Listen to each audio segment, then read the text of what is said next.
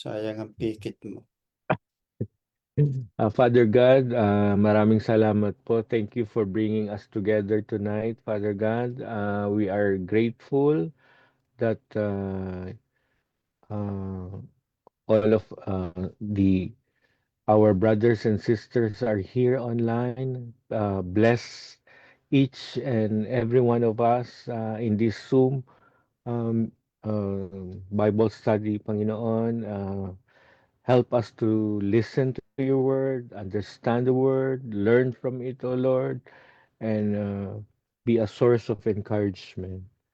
Let your spirit, O Lord, be with each of us and guide us, guide our thoughts, and fill our hearts with your love, Panginoon.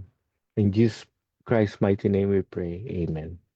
Amen. Praise the Lord. Thank you, Sister Brenda, for the prayer, and Brother Dennis also for the prayer. Welcome. Good evening, everybody. Tonight is Wednesday, live from Wynn, New York. All right. So it's midweek Bible engagement, and we welcome our first timer, Brother Ron. Yeah. Hallelujah. Praise God. Okay, so it's live from Wynn, New York, and our topic and our teacher for tonight is me. Okay, me. Pastor Jay cannot come because he has some emergency.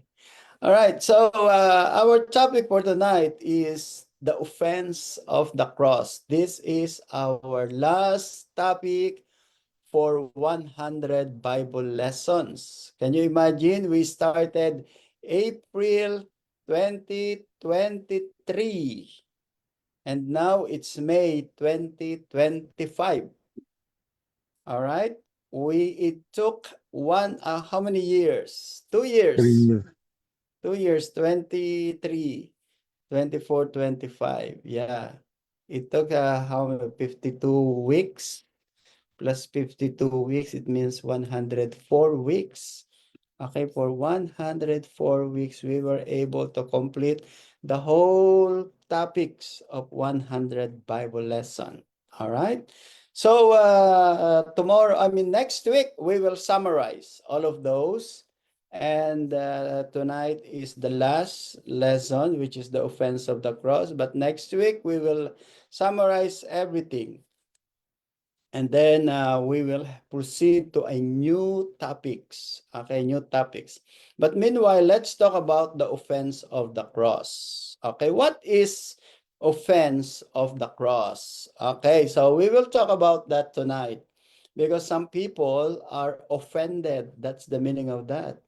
Okay, some people are offended every time they hear the word Jesus, salvation, the cross, the blood of Jesus Christ, and those topics are offensive to many people. Okay, let's start with the introduction. In Christian circles, we often speak about the offense of the cross. But do we know what we mean? Do you know what are you talking about? Okay, has it become a common saying without significance? Of course, there is significance, but some Christians didn't know that. So the cross has always been a stumbling block to the Jews and foolishness to the Gentiles. But to the children of God, it is both the power of God and wisdom of God. So you can see the contradiction. Okay, for the non-believers, it is foolishness and a stumbling block. But for the believers, it is the power and wisdom of God. All right? In Mark 6:3, okay, this is the time when Jesus Christ was preaching in Nazareth. So look at the reaction of the people. Is this not the carpenter, the son of Mary, and brother of James, Joseph, Judas, and Simon? And are not his sisters here with us? So they were offended at him. All right, and that is the meaning of the offense of the cross. Every time we preach the truth, many people got offended. They were offended because they cannot accept that the knowledge that they know is different from the teachings of our Lord Jesus Christ. That's why they were offended. Galatians 5:11. And I, brethren, if I still preach circumcision, why do I still suffer persecution?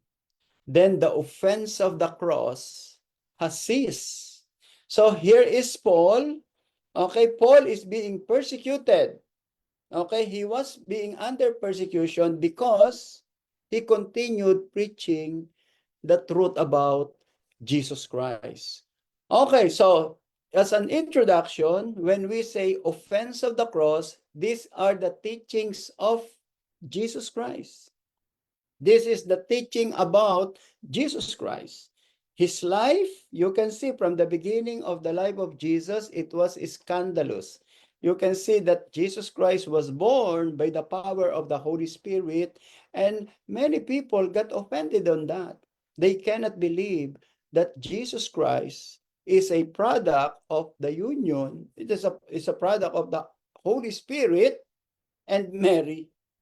All right, they couldn't believe that Joseph was not the father of Jesus, and the father of Jesus is God. That is an offensive message to many people. All right, and then as Jesus Christ grew up and he started his preaching, many people got offended in his teaching, especially the religious leaders. And then when he was crucified, and then he rose from the grave, and then he ascended to heaven, still many people do not believe on that teaching. Okay, so from the beginning of life of Jesus until his ascension to heaven, the teaching about Jesus are all offensive to many people. All right, let's start. Okay, now if you have some questions and you want to share, you can just raise up your hand.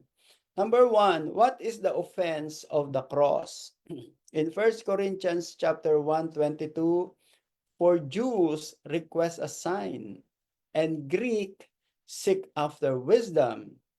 But we preach Christ crucified, for the Jews a stumbling block, and to Greek foolishness. But to those who are called, both Jews and Greeks, Christ the power of God and the wisdom of God. So according to Paul, in fact, one of the most favorite topic of Paul, okay, in his preaching when he was doing his mission in Mediterranean world, one of his favorite topic is that the Savior was crucified at the cross. Okay? That was his topic. That was his main teaching. That the Savior of the world was crucified at the cross. Now, many people couldn't understand that. How could be a Savior was crucified at the cross, died at the cross? How could he be a Savior? He cannot even save himself. And in fact, that was the question of many people when Jesus Christ was at the cross. The Bible said the head of these men who were walking are wagging their head because they couldn't believe that here is the man pretending to be Savior, but he cannot even save himself at the cross. All right, so that was the question of many people during those days. They couldn't understand what was the wisdom of God behind the crucifixion, behind the crucifixion at the cross. Letter A, it is the shame and mockery that is heaped on the head of the Christians who still believe in salvation through the precious blood of Christ alone. That's number one. Okay, many Christians are ashamed. That's what our material said. Many Christians cannot still accept, all right, cannot still accept that the salvation could be done through the blood of Jesus Christ. Letter B, the Christian today calls this an old-fashioned slaughterhouse religion, and with his nose in the air disdains the ignoramus living in ancient history. All right, and then let me just read letter C. This individual, depending on good works, philosophy, religiosity, and formalism to save him feels so much more enlightened than us back numbers. Okay, what is the meaning of this? What is the offense of the cross? In our society, especially in modern time, many people, especially Christians, okay, especially Pope Francis, okay, if you know, when Pope Francis was in Singapore, one Hindu teenager asked him, "Is Christianity the only way to heaven?" What was the answer of Pope Francis when he was still alive? He said that all religion can go to heaven. Okay, all religion can go to heaven, and Christianity is only one of many ways to heaven. Why did he say that? Because he doesn't want people to be offended on the teaching of Christianity. He doesn't want he doesn't want to offend them.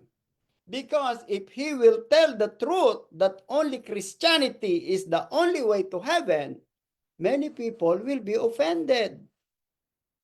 And that is the reason why the Bible said that there is offense in preaching of the cross. Why? Because it is contrary to the teaching of many people. You cannot please people when it comes to salvation. You have to tell them the truth. And if cross is the only way for salvation, you have no choice but to tell them the truth. You cannot twist the truth just to please and to make other people feel better. Okay, and this is the mistake of that Pope. I don't know what will happen to the salvation of that Pope on the day of judgment. Actually, that was his time to tell the truth that only Jesus Christ is the way for salvation. He must tell the people that Jesus came to save you, Gentiles. That is the opportunity to preach the salvation. But did he do that? No.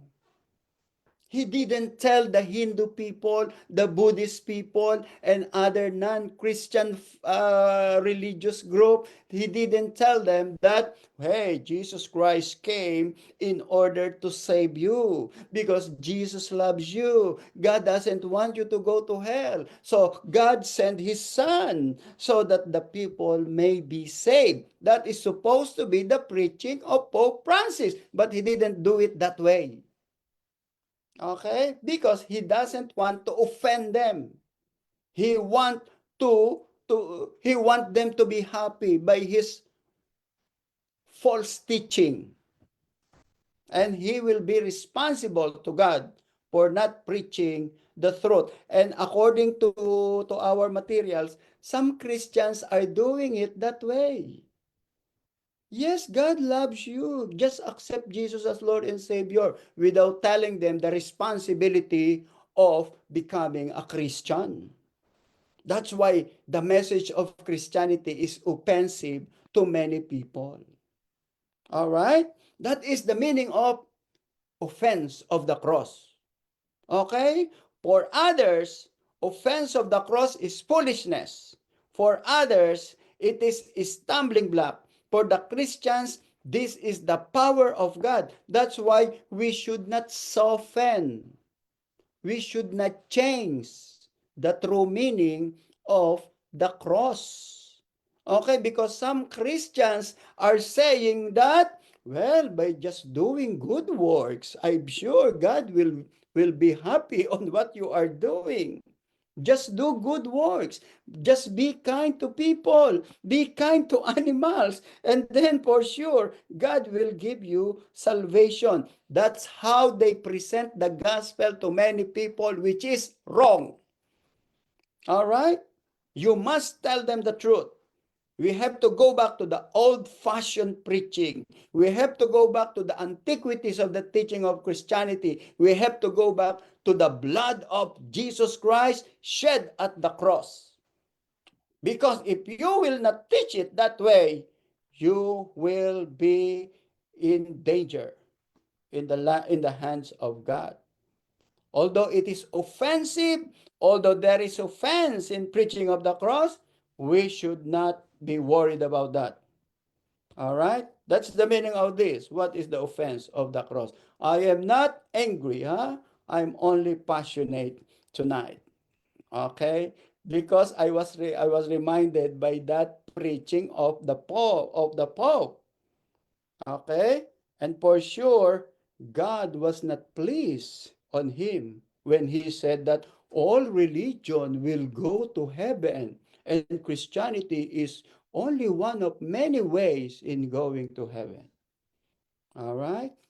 I don't know if you still remember that. It was only last year. All right? And you can find that in YouTube. Where is the offense of the cross? Okay, number one. Where is the offense of the cross? Number one, it is the doctrine of the atonement. Okay? What do you mean by this? Human being is helpless to save himself. That salvation cannot be offset by meritorious deeds of charity, benevolence, and alms giving. Ephesians 2:8. For by grace you have been saved through faith, and that not of yourself. It is a gift of God, not of works, lest anyone should boast. Okay, salvation can be found only in the doctrine of atonement. What is the doctrine of atonement? This is about the teaching of the blood of Jesus. Only the blood of Jesus Christ can erase your sin. Only the finished work of Jesus at the cross can offer forgiveness. There is no other. Good works cannot be the source of salvation because human being is not a savior. No one can save himself. You are not savior. That's why your good works cannot save you. That's it. Okay, let us say someone, could you please let us pray for our dead brothers and sisters. Let us pray for our dead parents. Let's put candles. Let's bring flowers for the soul of our dead parents. Can you do that? Our answer is no. Number one, you are not Savior. You are not Savior. Your flowers and your lips, your utterance of your prayers cannot save them because the Savior is Jesus Christ. All right? What shall we do? What is our participation for the salvation of the people? If they are dead, dead already. There is no more solution for that. But for the living, there is solution. What? You have to declare that Jesus is the only Savior. If they believe, praise the Lord. If they don't believe, they are offended. They are offended. And we cannot do anything about that. That's why the doctrine of atonement is one of the offenses of the cross. That there is no other way for salvation except the blood of Jesus Christ. If you agree, praise the Lord. If you don't agree, it's up to you. It's your fault or it's your loss. Letter B, it attacks the pride of man. What does it mean? It attacks the pride of man, this offense of the cross. It takes considerable humility to confess that our works are unacceptable to God. Isaiah 64:4. But we are all like an unclean thing, and all our righteousnesses are like filthy rags. We all fade as a leaf, and our iniquities, like the wind, have taken us away. So can you imagine? There are many philanthropists who do not read the Bible. Okay, many philanthropists are doing good works. They are donating millions and millions of dollars to many people. And then you will tell them your dollars and your donation cannot save you. What would be the effect of that? What would be the reaction of the people who are donating millions and millions of dollars and telling them this is just like filthy rags. This is unclean offering. All right? Do you think they will be happy when you tell them your works are not acceptable to God? Of course not. It would not be, they would not be happy. That's why it is offensive. That's why the teaching of the cross is offensive. Okay? It touches the pride of man. Because many people thought that by doing good works, they will be accepted by God. But when they heard the teaching that it is only by the grace and not of good work, lest anyone should boast, for sure they will not be happy on it. They will be offended with this. All right? And I believe it also happened to us the first time we hear the Bible. I remember Sister Brenda when we were there long time ago, right? Maybe 12 years ago or 10 years ago. Your first question to your mom was, why should I still change my religion? I have already religion. Okay, I will not forget that question. Why should I still change my religion? I have already religion. Okay? You have religion, but you do not have Jesus. You do not have sureness of your salvation. Okay? You rely on religion. You rely on good works. Okay? And that is letter B. It attacks the pride of man. Well, I am a good person. I don't kill someone. I don't steal. I have religion. I go to the church every Sunday. And then if you will tell them, but you don't have Jesus, that's why you are not saved, they will be offended. All right? Tell this to the Catholic people who are faithfully going to the church every Sunday and tell them you're not saved yet because you don't have Jesus. For sure, they will slap you on your face and tell you, who are you to tell that to me? Okay? Because it is an offense. This is the offense of the cross. So, number one, in the doctrine of atonement, they cannot believe that only the blood of Jesus can forgive their sins. Number two, they cannot believe that their good works are unacceptable to God. That's why they are offended. Number three, it contravenes the wisdom of man. They have wisdom. And then you will tell them, your wisdom is poor wisdom. Then you will tell them, your wisdom is below the ground. Okay, that they will be offended. That's what happened to the Corinthians and the Athenians in time of Paul when Paul was preaching in Greece. Okay, Paul said, the wisdom that you know is foolishness to God. The wisdom of the people in, say, in Harvard, in Princeton, in UP, all of those are just foolishness to God. And then here they are. Who are you to preach to us that way? All right. Man's wisdom says that everything has a price and that man are able to reimburse God's for the debt of sin and be declared righteous on the base of the suitable purchase price. All right. 1 Corinthians 3:19. For the wisdom of this world is foolishness to God. For it is written, He catches the wise in their own craftiness. Okay?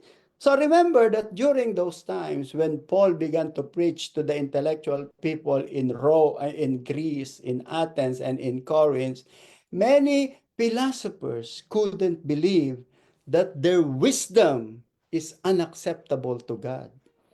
Do you know that the philosopher's principle on salvation is this? Listen to this.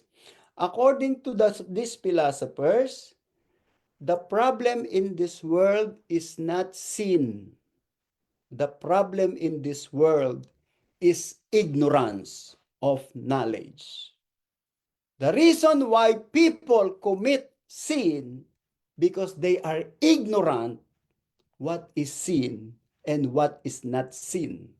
So you need to acquire knowledge, and this knowledge will be the source of your salvation. All right? Then here comes Paul. Paul said, your wisdom are foolishness to God. He said, if you want to have wisdom, Jesus Christ is the only source of wisdom. All right, that's why, hey, you Epicurean, you philosophers, you Stoic, all of you, you are all foolish when it comes to salvation. Even though you are summa cum laude, graduate from summa cum laude from Harvard or Princeton, but if you do not have the Logos, Jesus Christ is the true Logos, the true source of wisdom. If you don't have that kind of wisdom, your wisdom is foolishness to God. And then what happened to the philosopher? They were offended. They cannot believe that Paul, who is only from Judea, I think more intellectual than themselves. You see, so this is what happened. This is what happened, and this is the offense. The what's that? The offense of the cross. Okay, you must be very, very thankful, especially the intellectual people. Okay, especially those who are graduates with high education, they must be very, very thankful to God. Okay, that God gave them the true wisdom. All right, according to Paul, according to Paul, if not all intellectual people understand the gospel, not all noble understand the gospel, not all people understand the gospel, you must be thankful that God opened your understanding, that you may know this wisdom of God. All right? That's why it says here, number 3, it contravenes the wisdom of man, because the wisdom of man is worldly. How do you differentiate the world view and biblical view? Okay, when we say world view, this is the understanding, the acceptable understanding of the world. Example of salvation, worldview.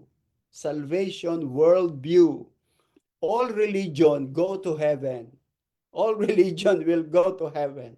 That is worldview today in our time, especially with many pretending intellectual people. All religion will go. That is worldview. But what is biblical view? Only Jesus. That's our biblical. Okay? Only Jesus Christ is the way to heaven. That is biblical view. But the world view is like Pope Francis. All religion will go to heaven because God is a good God. God is happy if all people will go to heaven. No way. Where did you see this scripture? All right, that's why number 3, it contravenes the wisdom of man, because the wisdom of man is contradicting the wisdom of God. All right, and then number 4, the the cross was the death blow to human pride and worldly honor.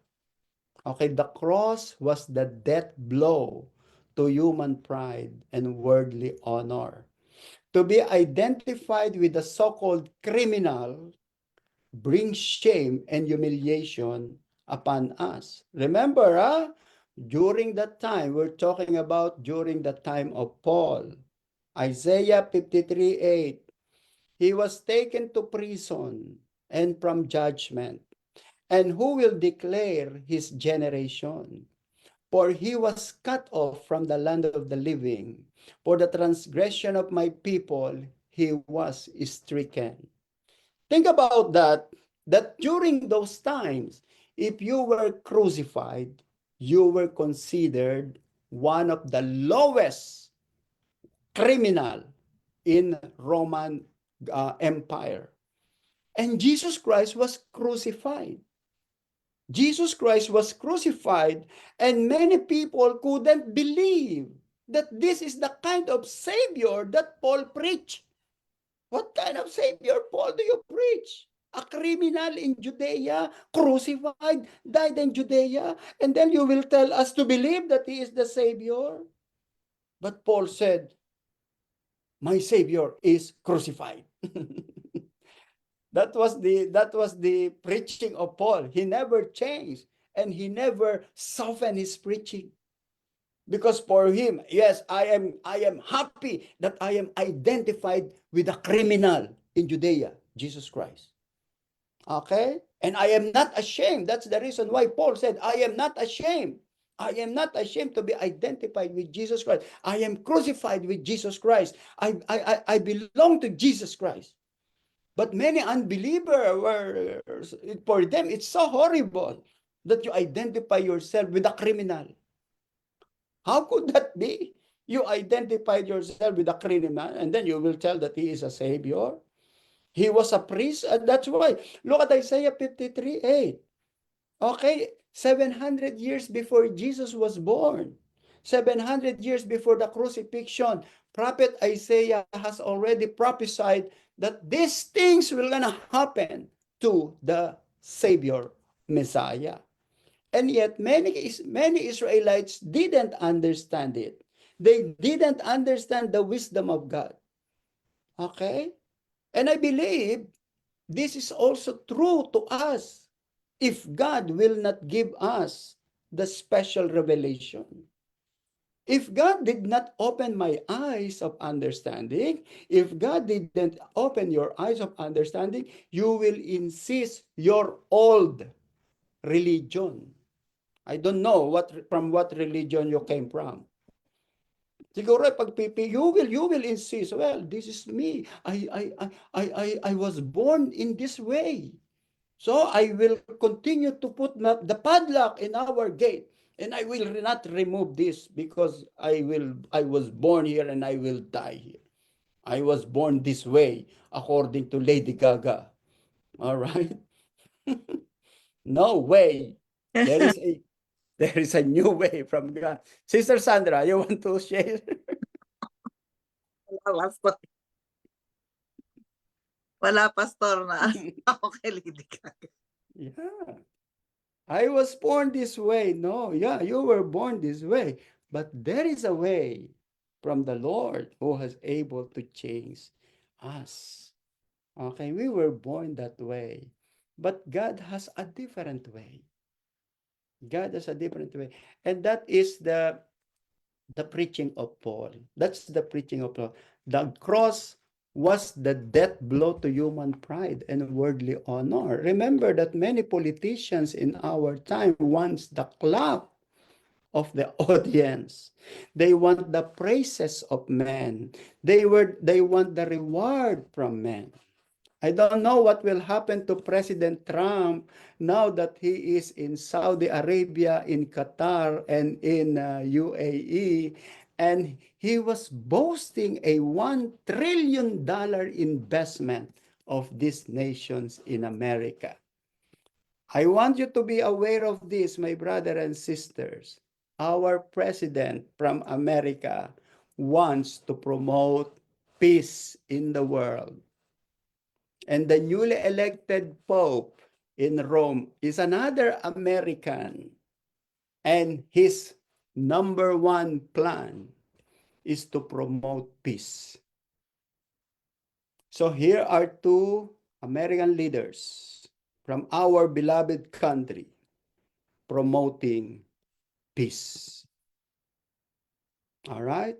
We do not know what will be the result of all of this, all of those plans. If this is If we are heading to end time, we must be ready on anything that may happen. In the next few years, we do not know, but we have to prepare ourselves. We need to remain on the preaching of the gospel.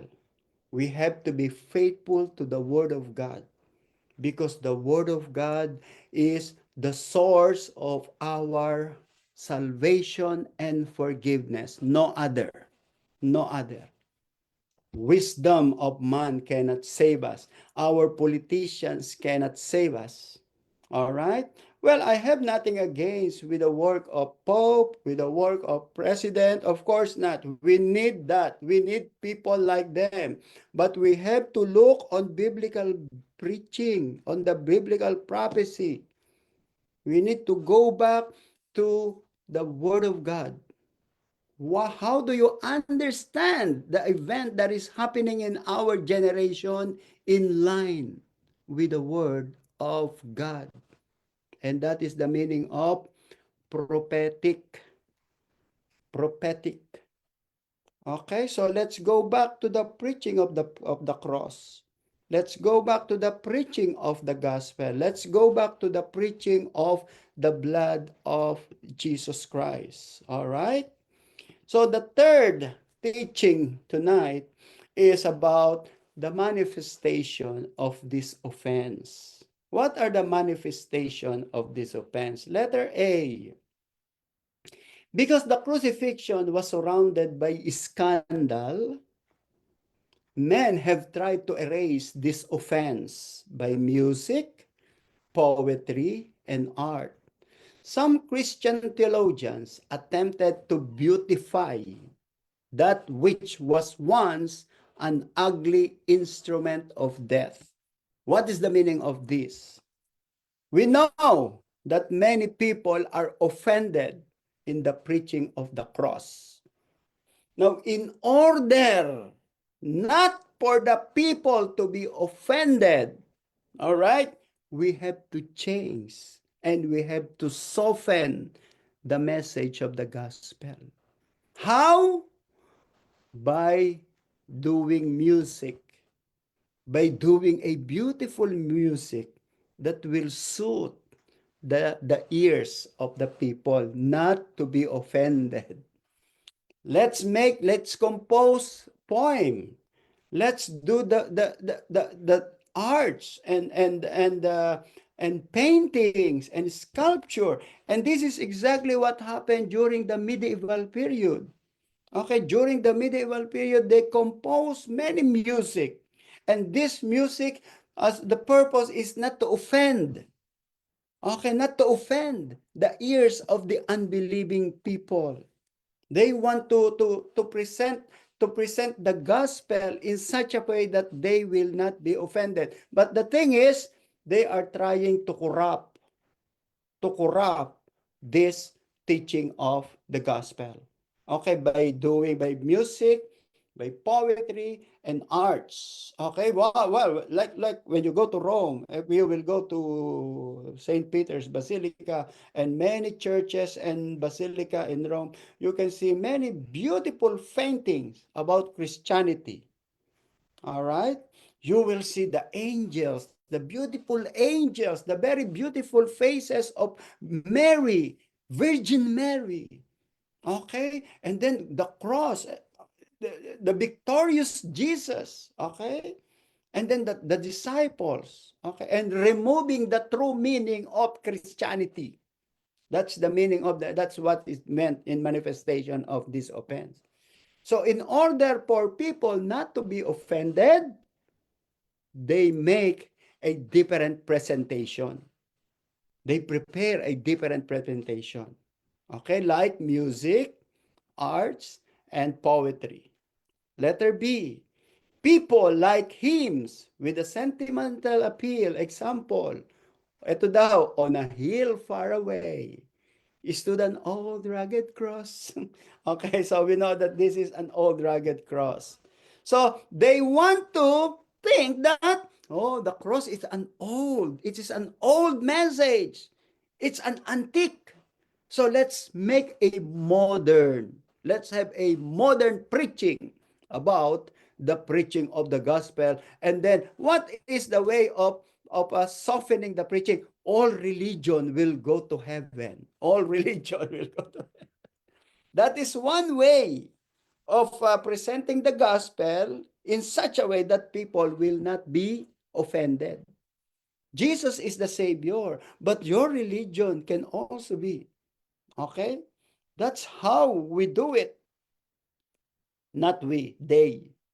A cross glittering with gold edges and garlanded with flowers.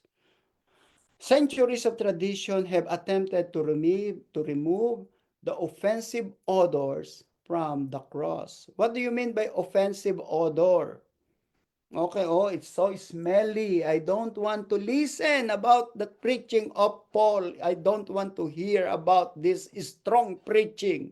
What we want to hear is preaching that will make me happy. Preaching that will make me joyful, not convicted. Okay? Again, our purpose is for people to be convicted that they are sinners, but there is an offer of salvation. Let us see. The cross that Paul glorified was far different. He preached a salvation by ignominious cross of shame, sorrow, anguish, and pain. So the preaching of Paul, according to our materials, is anti-happiness. In fact, the preaching of Paul is about conviction. Okay, it's about conviction because the preaching of the gospel is to tell people that you are sinners. And the solution for your sinfulness is the cross. There is no other solution for your sinfulness except the cross or the finished work of Jesus Christ at the cross. All right? That's why I told you, my brother and sisters, praise the Lord that we have been born again. And being born again in the kingdom of God is a miraculous work of God. If God did not perform miracle in your life, you will die outside the grace of God. Kaya nga, praise God, praise the Lord, I have accepted Jesus as Lord and Savior. Praise the Lord that you have accepted Jesus as Lord and Savior. That's why Paul said, I am not ashamed. I am not ashamed for the preaching of the gospel. Okay, and you should not be ashamed. Although shameful, in ancient time, it is so shameful to be identified with a Christian group. Do you know that the first Christians were called, the first disciple of Jesus Christ were called Christians in Antioch? In Acts chapter 11:26, you can see that. Remember that the Christians were called disciples. They were called disciples. Okay, they were called disciples. And then when they were in Antioch, the people noticed them because they were active preaching the gospel. And do you know how did they call them? They were called Christians. And the word Christians has idiotic meaning. In ancient time, when you were called Christians, it means you are idiot. You are following the dead Savior. That's the original meaning of Christian. And then what was the effect of that meaning to the Christians? Well, it's all right for us to be called idiot for the sake of Jesus. We are happy to be called idiot as long as we will continue to follow Jesus. And then later on, the meaning of Christianity has changed. Because many Christians are growing, many people become Christian, they accepted Jesus as Lord and Savior. You see, so those are the manifestations. So that's why we should not change the meaning of the Bible. We should not change the true meaning. We should not soften the preaching of the gospel. We should not beautify it. We need only to declare the simplicity and the truthfulness of the Bible. If these people are offended, okay. Our answer is, Well, maybe they were not called by God. I don't know. But for sure, if these people are sincere, the Holy Spirit will touch their heart. You know, people who are sincere like you, people in the Facebook, people in Zoom, those who are sincere to God, they found the truthfulness of the gospel. It is them who had found the truthfulness of the gospel. Okay, there is a passage from the book in the book of Psalms that says, okay, when you seek the Lord in truth, again, when you seek the Lord in truth, you will find him. You will find him if you will seek the Lord in truth. Okay? And then later, okay, we have how many? We have here manifestation of the offense. Okay, we try to beautify them. We try to make sentimental songs. And then we try to glorify and make a different message. And then number 4, the cross is slew and hung the Savior of the world. Okay, it means we cannot change it. Okay, the purpose of the cross is an exchange it is an exchange of life. We who are supposed to die, okay, we who are supposed to die receive life in exchange of the life of the Savior. Jesus Christ took his life at the cross so that we who are supposed to die will receive life from him. Do you know, according to Quran, if you have read the Quran, it was Judas who was crucified, not Jesus. They denied the crucifixion of Jesus Christ. According to them, it was Judas who was crucified.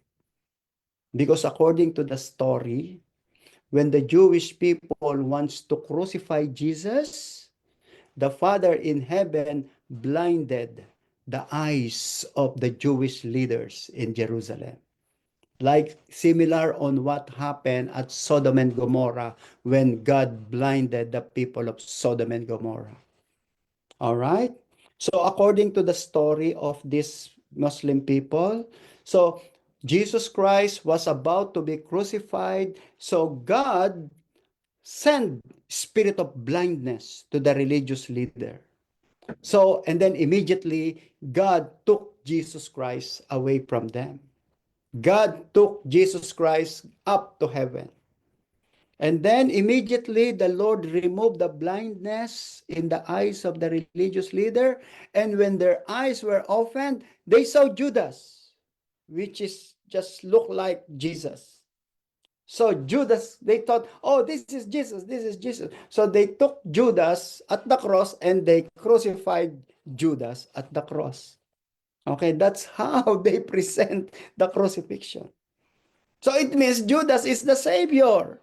It is the blood of Jesus that was shed at the cross. But that is wrong. It is not the teaching of the Bible. It is demonic teaching. All right? So in Acts chapter 5:30, the God of our fathers raised up Jesus, whom you murdered by hanging on the tree. So it means it was Jesus who was crucified. It was Jesus who was murdered. It was Jesus who was killed for the salvation of the whole world, not Judas Iscariot. All right? It is not Judas Iscariot. So again, they are trying to change the truthfulness of the gospel. Okay, for some people, they are beautifying it. Others, they are soften the meaning. But in this case, in Islam, they change totally. That instead of Jesus to be crucified, it was Judas Iscariot who was crucified. All right, so Jesus is truly the Savior. If that is the case, so you can convince people to believe that Jesus is a Savior. He is the Savior. But that is not the way of God. Okay, that is not the way of God. But Paul said, Jesus Christ. I preach Jesus crucified. I preach Jesus crucified. All right, and then letter E. Okay, the next topic that we can learn from this, where is the offense of the cross? Remember that we are asking the manifestation of the offense. Okay, letter E. The true cross of Christ invites God's people to catch this thought, shame to bear his reproach. This was the place of the outcasts, the criminals and lepers. In their filth, disease, and misery, they called out unclean, but sanctified by the blood shed at the cross. So according to number 5, the reason why there was a crucifixion, because God is not only interested to the rich and to the powerful. God is also interested to the outcasts. God is also interested to the sick people, to the weak people, to the criminals, to the lepers, because salvation is open to all. Okay, unlike other religion, my brother and sisters, other religion are very racist. They are not only racist, but they are very selective. Okay, so when we say racist, or I forgot the other word, this is elitist. If you are rich, you are there in front. If you are, do you know that in other religion, you cannot be a priest if you are poor, if you don't have much of this donation. You cannot be a priest, especially during the medieval period. If you do not have a relatives who was a priest, you cannot apply for priesthood ministry. You have to show if you have relatives who were once priests. That's why I told you it was some religious group are elitist and racist. Unlike Christianity, in Christianity, the Lord opens the door to all people, regardless of your status in life. Okay, we have parable in the Bible. Remember that Jesus Christ in the parable, he said, call those who are in the street, call the maimed, call the lame, call the poor, call the blind, call those who are sick, and I want them to come and attend in the marriage of the Lamb. All right, so it means this is something that God has interested in.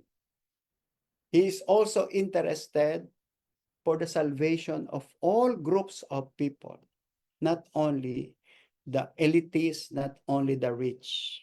All right, that's why Jesus said, blessed are you poor. Blessed are you poor, for yours is the kingdom of heaven. Because God is opening the door to the poor. All right, so this religion, Christianity, is not only for the rich, it's not only for the powerful, it's not only for the intellectuals, but this is also open to all people, which is offensive to some religious group. Number 4, the blessedness of the one not offended in Christ. So what will happen to people who are not offended at the preaching of the cross? Number 1, you are blessed. Okay? You are blessed if you are not offended. Okay? If you say, I accept it, I agree that I am a sinner, I agree that my wisdom is not enough, I agree that my good works is not enough. If you agree with that, then you are blessed. All right? Matthew 11:6, blessed is he who is not offended because of me. All right? So this is what happened to you. Okay? Remember that you were once in other religion, in your old religion. Okay? Now you are blessed when you realize that religion is not enough. Matthew 26:33, Peter answered and said to him, even if all are made to stumble because of you, I will never be made to stumble. That was the promise of Peter. That was the promise of Peter before he denied the Lord 3 times. All right. Remember that Peter denied Jesus Christ 3 times. All right. Because this is his promise. Even if all are made to stumble because of you, I will never be made stumble. And then when the servant girl, you're a follower of Jesus, he said, no, I'm not. And then another one, you're a follower of Jesus. He said, no, I'm not. And then the other lady said, you're a follower of Jesus Christ because your accent is Galilean. And then Peter said, I cross my heart, I didn't know the man. He made promise, he even cursed and said, I don't know the man. Wow. And then look what happened after the crucifixion of Jesus, after they saw that Jesus Christ was raised from the grave. What happened to Peter? He became very bold and very powerful. And he was beheaded upside down. He did not deny the Lord Jesus Christ, and he fulfilled his promise. He said, even if all are made to stumble because of you, I will never be made to stumble. So that was the promise of Peter, and he fulfilled it until the end of his life. And praise the Lord for the life of Peter. Was he the first pope? Wrong. The Bible didn't say that. All right. He was a disciple of Jesus. He was an apostle. But Peter never called himself pope in Rome. All right. Letter B. When Peter saw Christ inside the Sanhedrin on the night he was betrayed, Peter was offended and denied Christ 3 times. Can you imagine? Even Peter was offended. In fact, he was afraid. Okay? Why? Because of Christ's association with the terrible cross and the awful, brutal sight. Peter was shocked to see and deserted his master. Matthew 26:67. Then they spat on his face and beat him, and others struck him with the palms of their hands, saying, prophesy to us, Christ, who is the one who struck you? All right, when we were, okay, let us say you were there. Okay, let us say you saw your leader being persecuted. For sure you will be shocked. All right. Okay, and I want to share what really happened to some people who are caught.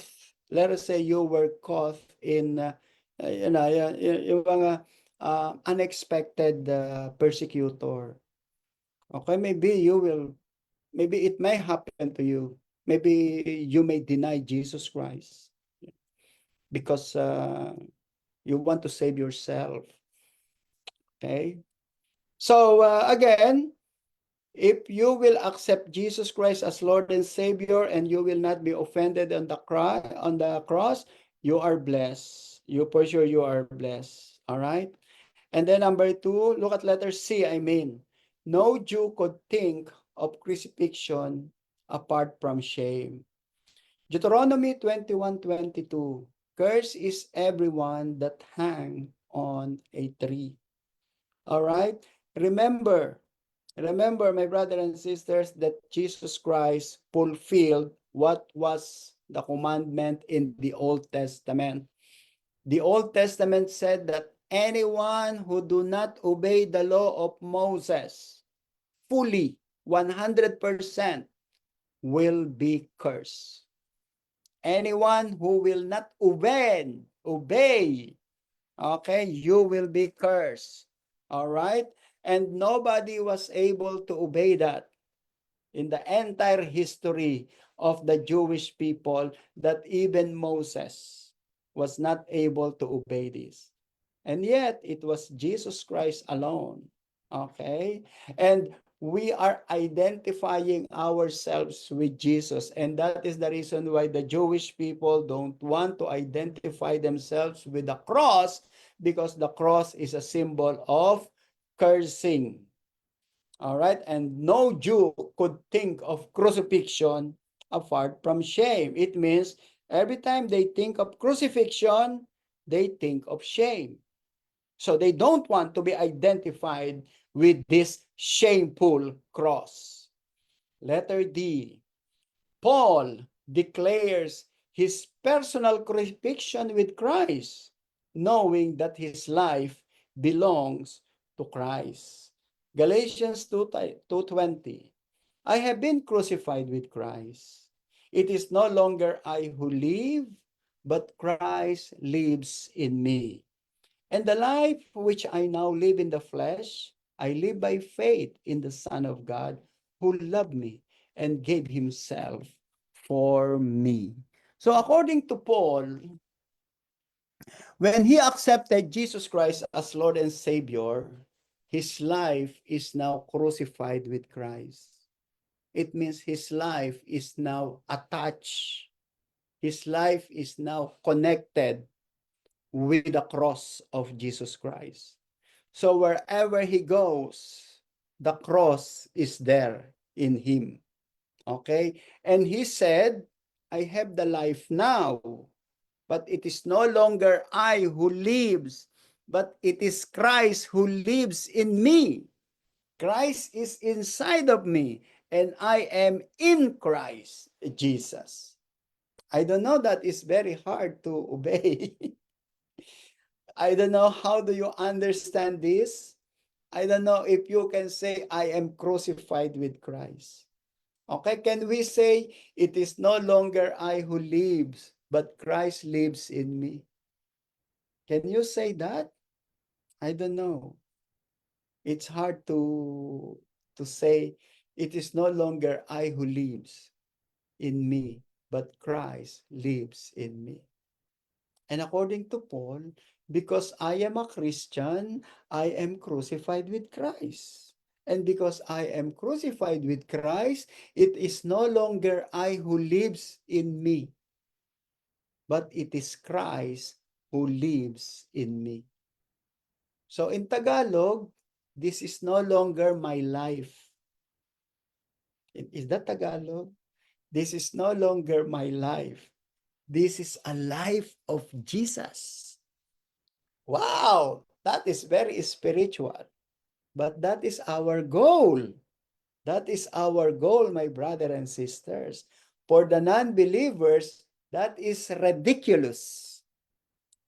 For the non-believers, that is foolishness. How could you say Christ lives in you? How could you say, I am no longer living in this life, but Christ lives in me? You are crazy and foolish. All right? But Paul said, it must be true to the Christians. It must be true to the Christians. Because Christ is in you, and the Holy Spirit is in us. And our body is the temple of God. And this temple belongs to God. And we belong to God. And the Holy Spirit is in us. And how come that we cannot see the manifestation of the cross in our lives? What's the problem? All right? Are you offended? Praise the Lord. Oh, you see, this is the offense of the cross. This is the offense of the cross. Because the offense of the cross is we have to preach the truth. If people will accept it, praise God. If people will repent, praise God. If people will reject it, it's up to them. It's foolishness to them. All right? And you know, my brother and sisters, if you are convicted, especially on Sunday preaching, praise the Lord. If you are convicted and you want to follow God, praise God, because you are not offended. And that is the meaning of, blessed are those who are not offended of me. You know, last Tuesday, I think not last Tuesday, the other Tuesday, we were talking about the Old Testament. So we talk about one of the theology of the book of Samuel is obedience is better than sacrifice. That's number one. And number two is God looks at the heart. So I talk about this. Obedience is better than sacrifice, and God looks at the heart. So talking, and the people are all listening. And then after we close our class, 1 minute later, one student called me. She called me. And then he said, Pastor Ferdy, I was so convicted on our discussion tonight. I asked her why. Because I'm making quarrel with one of my siblings. Now, when you said that God looks at the heart, immediately I asked God's forgiveness and asked, and immediately I sent forgiveness and, to why? Because this is the word of God. Okay? She can be offended, or the word of God could be a rhema to her. And praise the Lord, she said, I have no choice during that night but to forgive and to humble myself. Okay. In fact, I already sent text, and praise the Lord, she has not read that yet. So immediately I remove all the texts. Praise God. All right. So this is it. Okay. So according to Paul, okay, I am crucified with Jesus Christ because Christ is in me. The Holy Spirit is in me, and it is no longer me who lives in this body, but it is Christ who lives in this body. It is Christ who lives in this body. And when you do that, praise the Lord, you are blessed. Okay, that is the blessedness of the offenses of the cross. When you humble yourself, when you accepted it and apply it to your life, you are blessed. Letter E, at the Pentecost, Peter claimed that God made Jesus, whom they crucified, both Lord and Christ of Israel. In Acts 2:36, therefore let all the house of Israel know assuredly that God has made this Jesus Christ, whom you crucified, both Lord and Christ. So that was the proclamation of Peter. And what was the reaction of the people? Brother, what shall we do? Because they were convicted. Okay, remember, according to the Bible, and they were cut to the heart. In other words, they were convicted. And then look at the response of Peter, repent and let every one of you be baptized in the name of Jesus Christ for the remission of sin, and you shall receive the gift of the Holy Spirit. Okay, so that's the good thing if there is someone who is proclaiming the gospel of the Lord. Okay, so we need only to proclaim. Okay, as I have said, do not change the message. In the gospel, I think 2 weeks ago, I preached about Galatians. Okay, remember that Galatians is a gospel sent. It is a message sent to the Galatians. And then the Galatians wants to add other things in the gospel. All right, so when you add something in the gospel, you are removing its power. Okay? So when you soften the gospel, you are removing its power. When you beautify the message of the cross, you are removing its power.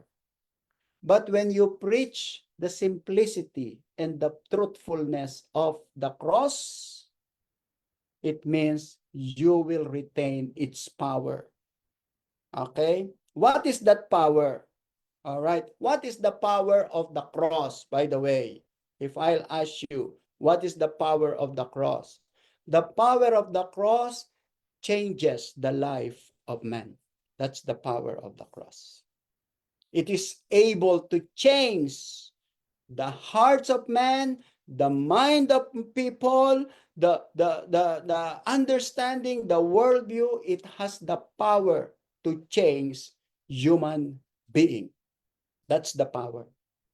But if you will not it will not preach the truthfulness. Oh, most of your people, most of the people, look what happened to other religion. They don't preach the truth. That's why all followers are half truth. They only knew half truth. They do not know the truthfulness of the gospel. Okay, the preacher will be responsible to that. The preacher will be responsible for not preaching the truthfulness of the cross. All right? And number 5, what the cross really is. Letter A, it is the power of God unto salvation to all who will believe. Okay, what is the power of God? As I have said, my brother and sister, what is the power of the cross? My brother, the cross has the power to change your life. The cross has the power to change your family.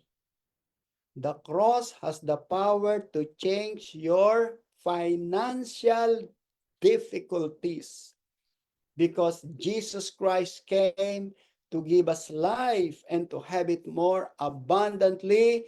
And if you will only believe, He has the power to give you miraculous things.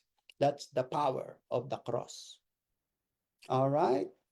People, Christians, should not be living in poverty.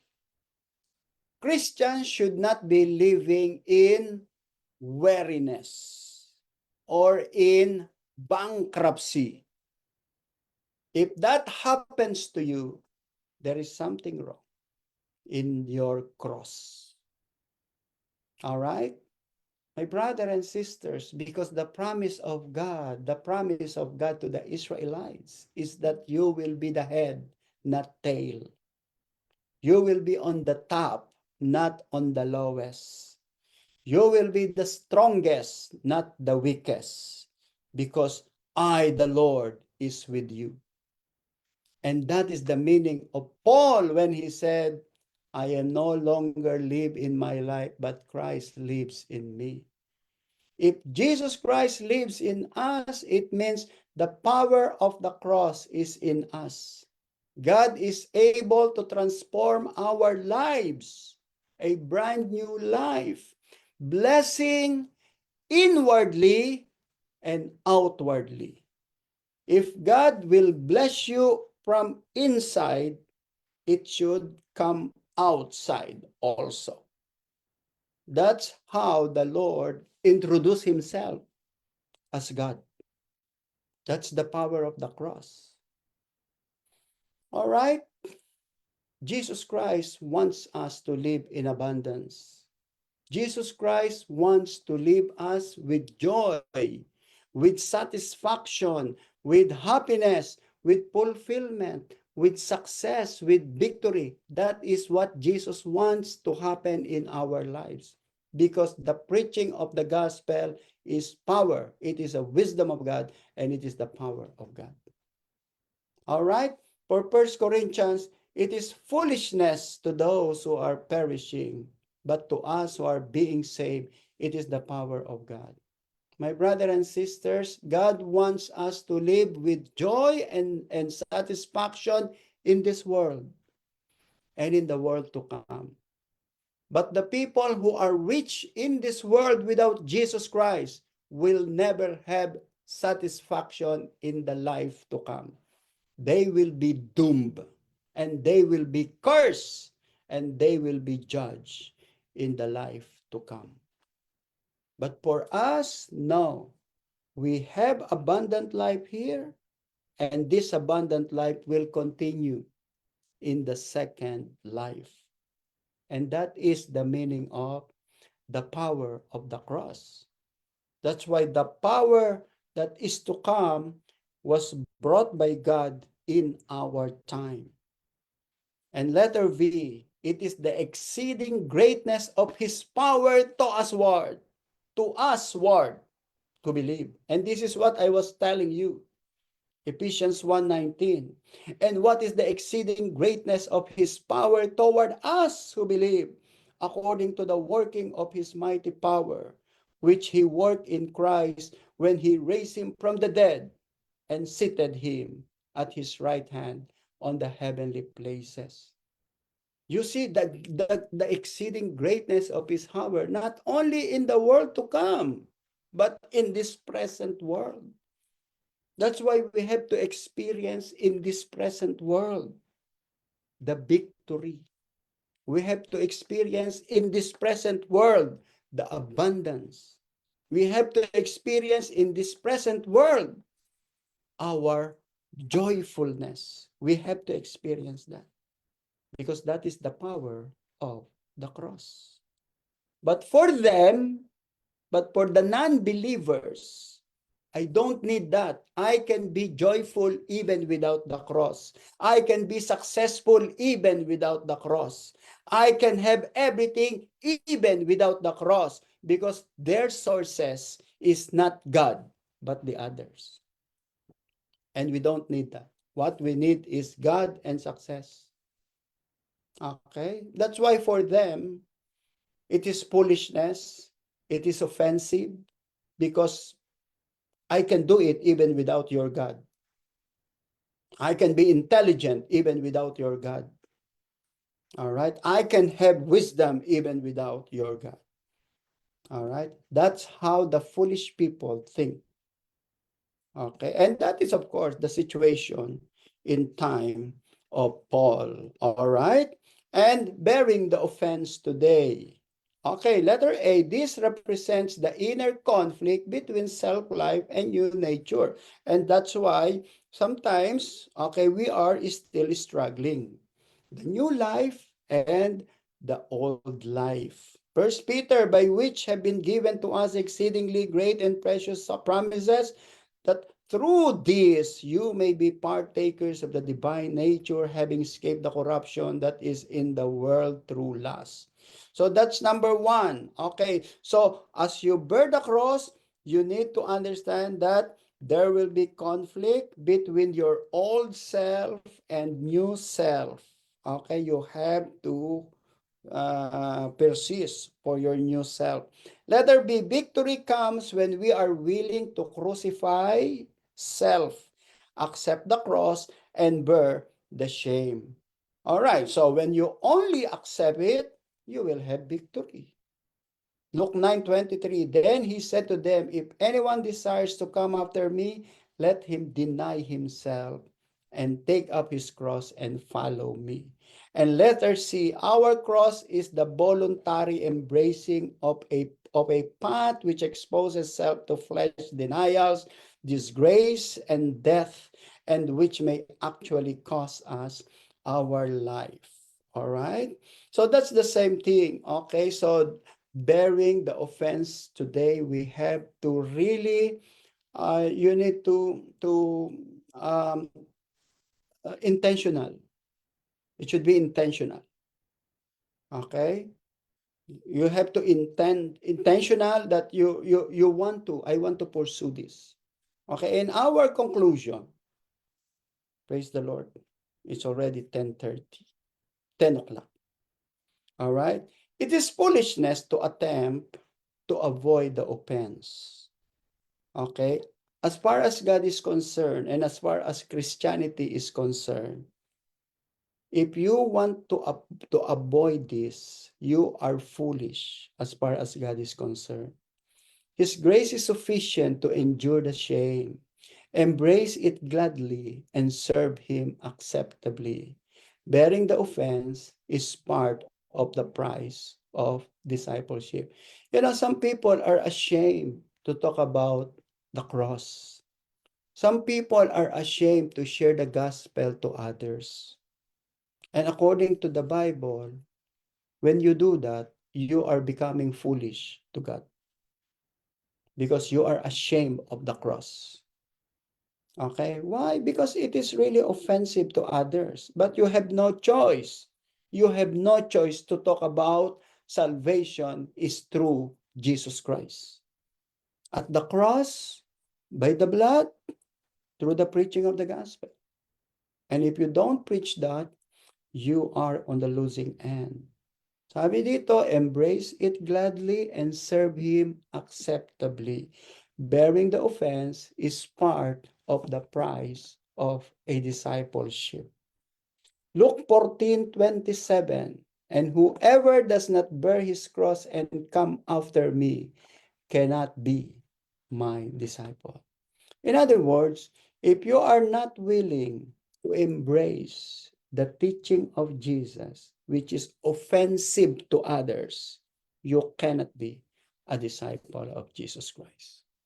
If you are not willing to preach it, if you are not willing to apply it, you cannot be a disciple of our Lord Jesus Christ. Now, my question to you is, are you willing to do that? Are you willing to follow the footstep of Jesus? And not only that, are you willing to preach it to other people? Amen. That's it. That's the end of my preaching. Okay, what is your thought? Pastor Michael, Sister Sandra, do you have your thoughts here? I thank God that I thank Jesus Christ that he has accepted the mission that is given to him by God to die on the cross, because he is the gift that he has given, that was given to us by God, as it is in John 3:16. He said that uh, whoever believes in him shall have eternal life, and that's the promise that God has given us, the eternal life. That's why Jesus was he let Jesus die on the cross. It is for us, his love for us.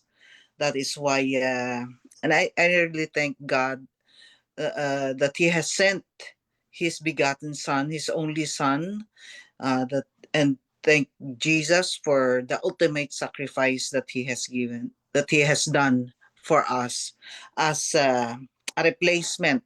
He has replaced our sins, for because of his love for us. In lang. Praise the Lord. Amen. Thank you. Brother Jonas, yeah.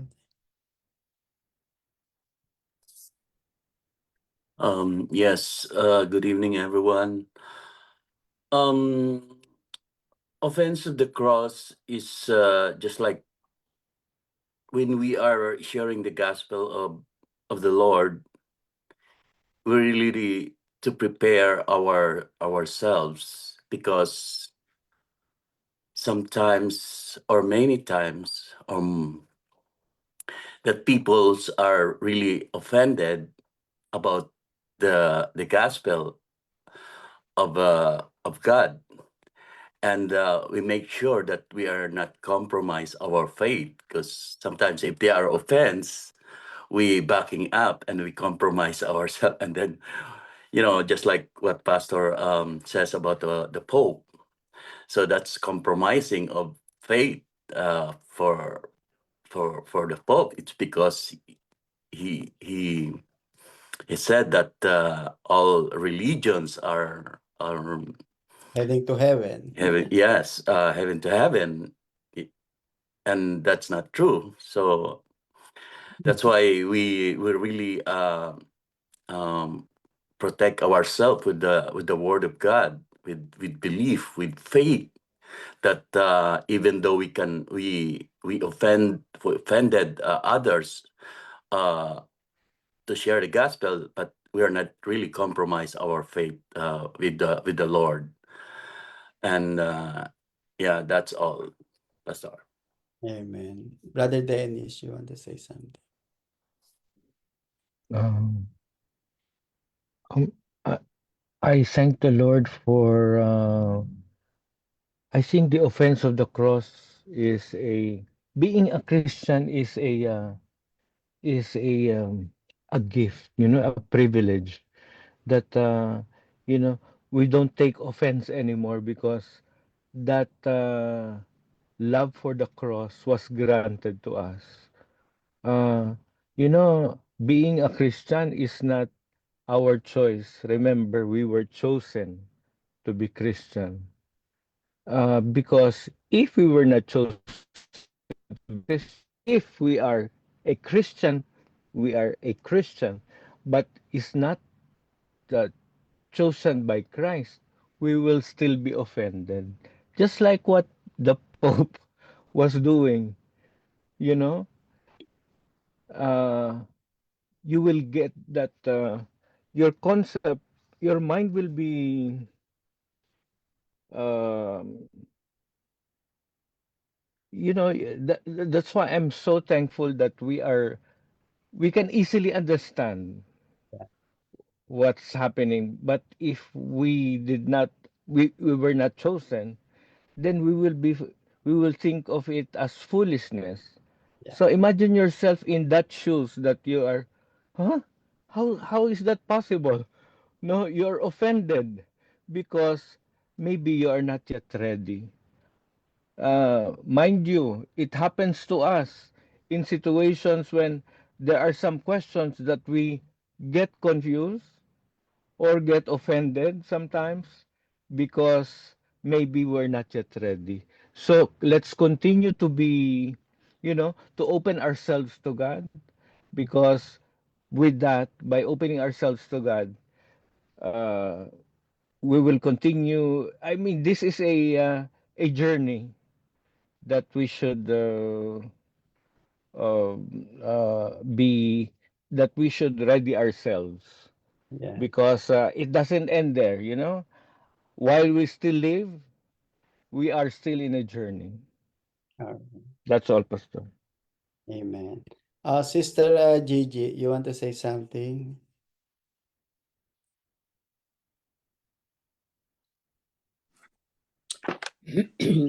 um,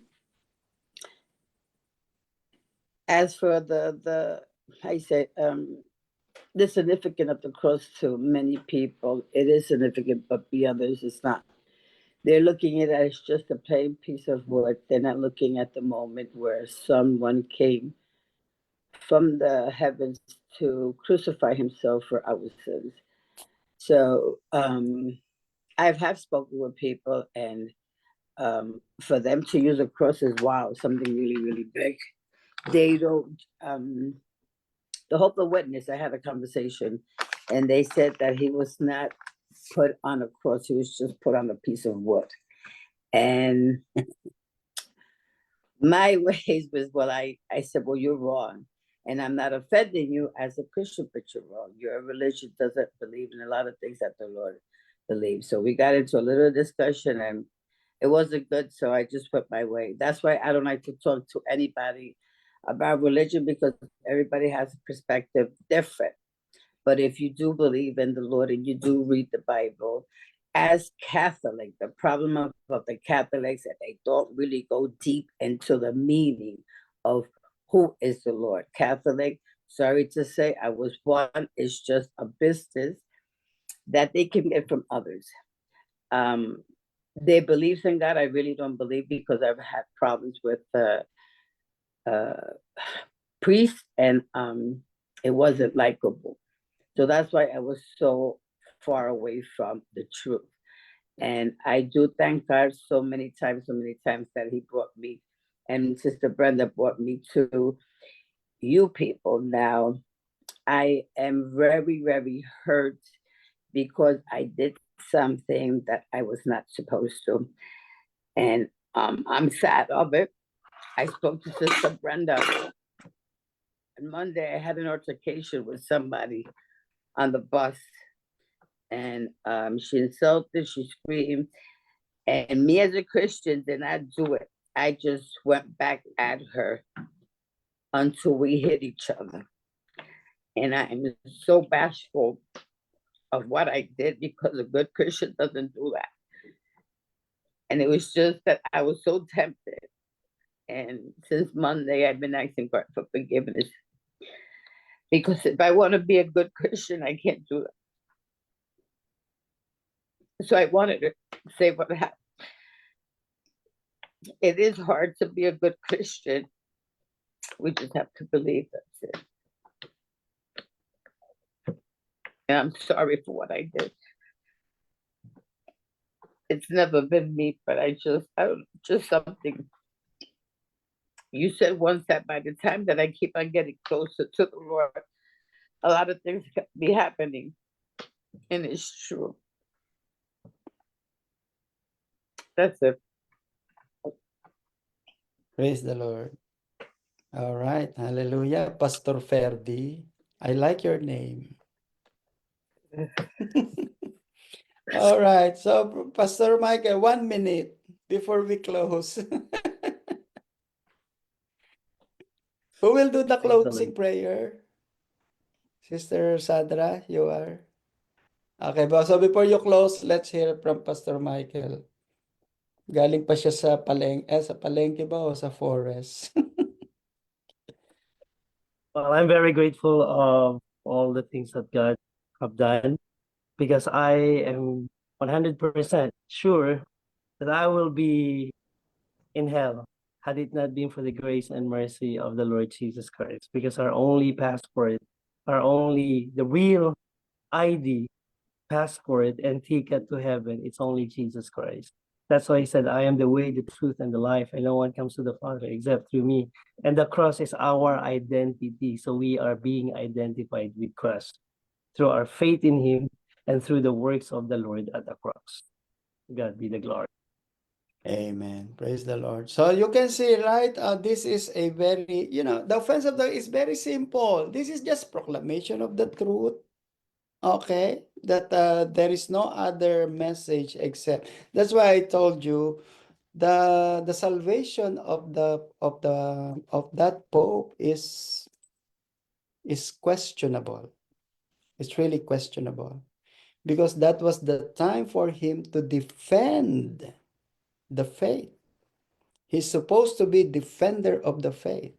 He's supposed to tell the people, oh, God loves you. God loves you. God loves you. But the problem is, all of us are sinners. But there is a solution for that. And the solution is Jesus Christ. You see, he's supposed to tell that simple message. But because he doesn't want to offend others, he changed the message. He changed the message. All right, so let's close it in prayer, Sister Sandra. Hallelujah, hallelujah. Thank you, Lord, for the tonight, oh God, that we were able to meet once again here in Facebook, oh God, to speak of your word, to know more of you, oh Lord, through this message, oh God.